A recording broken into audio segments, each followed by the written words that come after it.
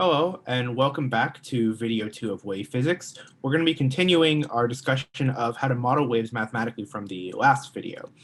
So let's jump right in.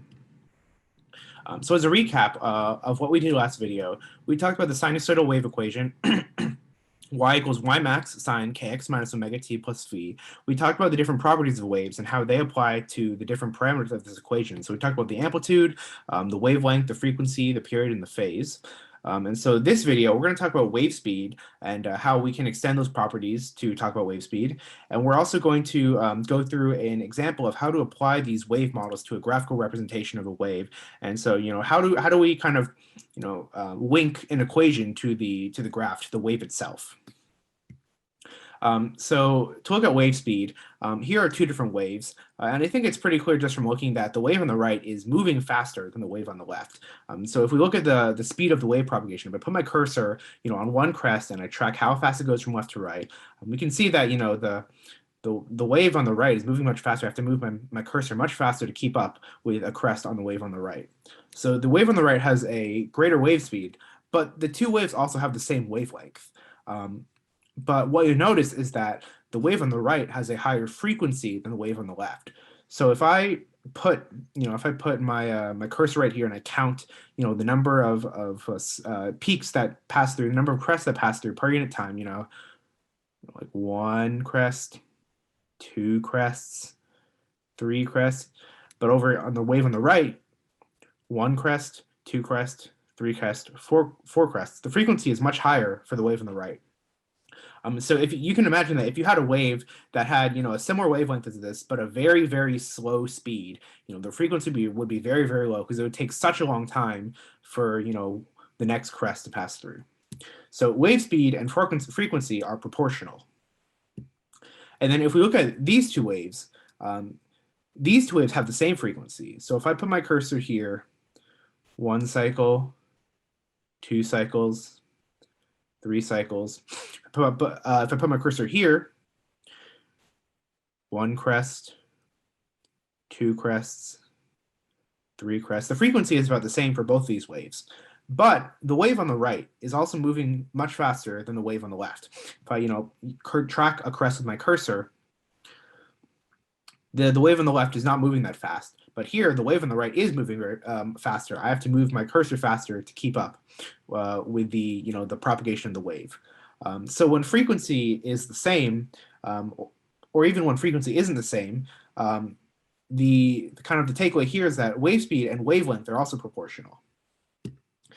So since wave speed is proportional to both wavelength and frequency, we can express wave speed as the product of the wavelength lambda and the frequency f, and we can see that this gets us the units we want because lambda is in meters per cycle, that's the wavelength, and the frequency is in cycles per second. And if we cancel those, we get meters per second. So that's the correct units for wave speed. So that's a pretty convincing argument that our wave speed can be represented by the product of lambda and f.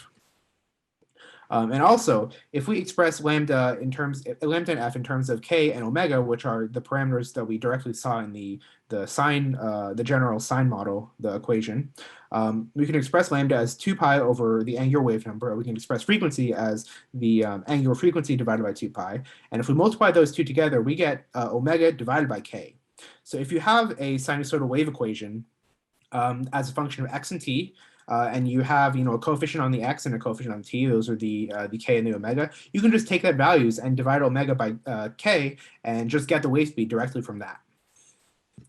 So for a little bit more of a rigorous example, a rigorous demonstration that the wave speed is indeed the product of the wavelength and the frequency, we can look at this transverse wave, and we can look at the transverse wave at after a small change in time. So the green one is at time equals 0, and the orange one is after a small change in time, delta t. And so if we keep track of this crest moves as the wave moves for a small delta t. So there's also a small delta x associated with that delta t. And since the wave speed is how fast the wave propagates from left to right as time increases, we can express the wave speed as delta x over delta t, or in some calculus terms, if you're familiar with it, dx dt. So we have our equation, general equation for the sine wave, and so if we're to keep track of this one point, this crest right here, which has a displacement a, which is the amplitude because it's at a crest. If we're to keep track of this one point, then as t increases, x also increases as well. And so in order for this term to be the kx minus omega t plus phi, this whole thing to be the same, which means that this total displacement will be the same, because when we keep track of this point on the crest, the displacement remains the same as we follow it along. We can see that this has to be a constant. So kx minus omega t has to be a constant, and phi is a constant as well, so we don't have to worry about that changing. But kx minus omega t has to be a constant if we're to keep track of the same point which has the same displacement, the same crest. And so we can take the derivative of this equation if you're familiar with calculus, and from that we can rearrange the terms to show that the wave speed is omega divided by the angular wave number, omega divided by k. And so something important to remember here is that even though we're talking about how wave speed is as the crest moves from left to right, or you can also track it by looking at how a trough moves from left to right, the individual string elements, or whatever elements of the wave we're talking about, are not actually moving all the way from left to right. The individual elements are only moving, in the case of a transverse wave, up and down. And so even though it looks like there's movement from left to right, it's just the string elements pulling on each other and the string elements individually going up and down that create this pattern. And with the longitudinal waves, the particles moved left and right a little bit, but they're not moving all the way from the left all the way to the right as the wave moves from left to right. The wave moves in the direction of propagation, but the individual elements just have little oscillations in the same place. So now let's look at how we apply the knowledge of this sinusoidal wave equation to graphs. And so here we have two graphs. One graph is of displacement as a function of position. If you take a snapshot at a time t equals 0 and look left and right and see what the displacement of the wave is. And the graph on the right is the displacement as a function of time. And so this is if you take a fixed point, which in this case is x equals 0, and then you track the displacement at that point as the wave passes through the point. So from these graphs, how do we obtain the terms that we talked about? How can we tell what the amplitude, the wavelength, the period, and the frequency are? So I want you to pause this video and try taking a minute or two to figure that out, to see if you can figure that out yourself. Can you, from these graphs, identify what the values of the amplitude, wavelength, period, and frequency are? And when you're ready to move on, you can unpause and I'll talk about it. All right, so what is the amplitude?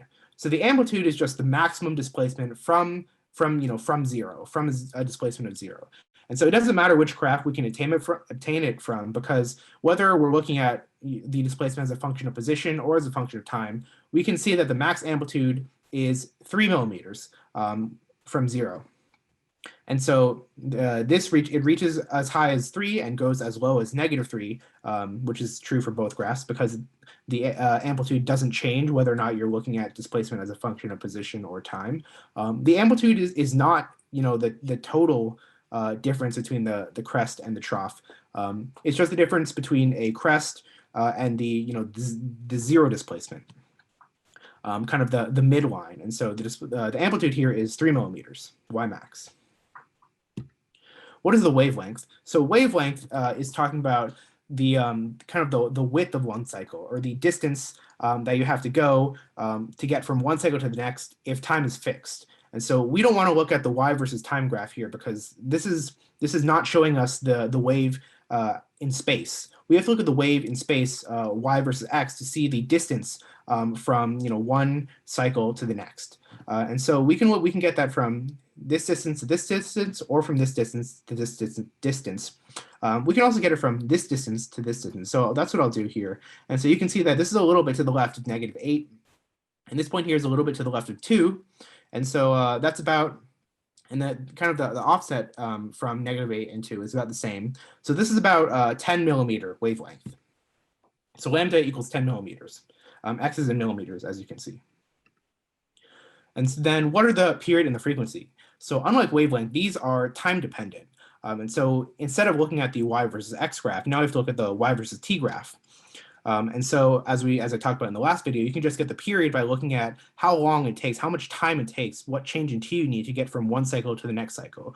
So you can do that from here to here, or you can do that from here to here, or you can do that from here to here. And so if we do it from here to here, we can see that this is about maybe like negative 12 or so, and this is about 8 or so.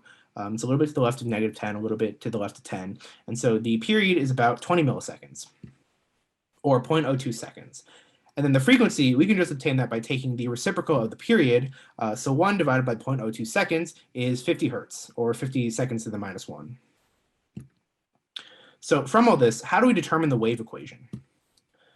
So we know that the general form for the wave equation is y equals y max sine kx minus omega t plus phi.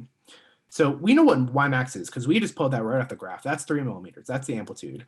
But what about k, omega, and phi? So we need to determine those before we can write the equation of the wave.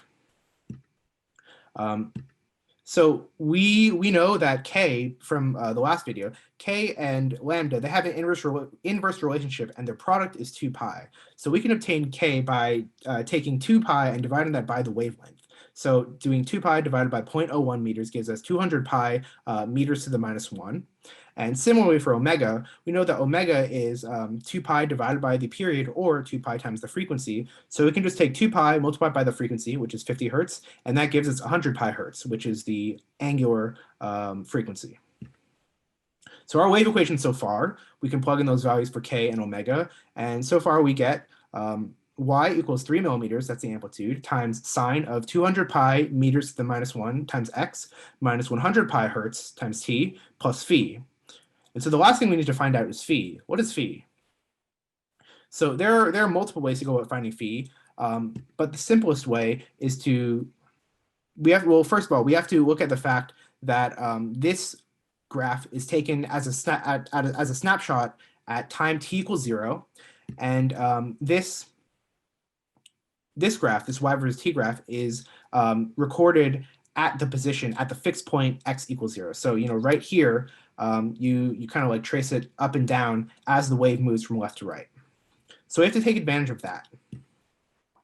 And so the phase, we know that this is taken at t equals 0, this is taken at x equals 0. So we can look at a pair of x and t values and plug those into the equation, and plug the value for y into the equation as well. So as I was saying, there are multiple ways to go about doing this. You can like pick any point along the graphs here. Like you could pick when x equals 4 and t equals 0, y is about 3. But the simplest thing to do here would just be to take x equals 0 and y equals 0, or x equals 0 and t equals 0, my bad. And so we can see that when x equals 0 and t equals 0, so x equals 0 is right here, and then this whole graph is taken at t equals 0, so we already know that. So when x equals 0 and t equals 0, y equals negative 2.